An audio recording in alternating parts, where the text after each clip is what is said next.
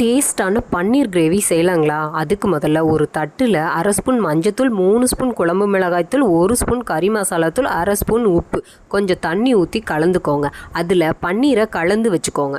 அப்புறம் சட்டியில் ஒரு குழிக்கரண்டி அளவு எண்ணெய் ஊற்றிட்டு எண்ணெய் சூடானதுக்கப்புறம் 1 ஸ்பூன் பட்டை கிராம்பு ஏலக்காய்த்தூள், 1 ஸ்பூன் சோம்பு, 1 ஸ்பூன் ஜீரகம், 4 பெரிய வெங்காயம் வெட்டி போட்டு வதக்கிக்கோங்க.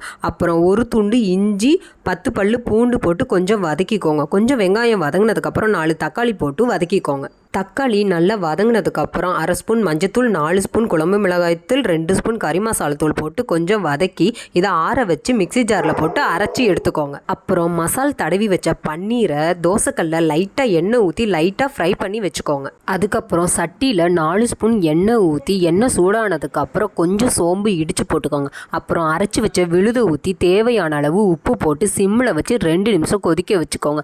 அப்புறம் 1 கப் தயிர் ஊற்றி 2 நிமிஷம் கொதிக்க வச்சுக்கோங்க. கடைசியாக ஃப்ரை பண்ணி வச்சுருந்த பன்னீரை அதில் போட்டு 1 நிமிஷம் கொதிக்க வச்சு மல்லித்தலை போட்டு இறக்கி வச்சா டேஸ்டான பன்னீர் கிரேவி ரெடி. நம்ம வீடியோ பிடிச்சிருந்தா லைக் பண்ணுங்கள், சப்ஸ்கிரைப் பண்ணுங்கள். தேங்க்யூ.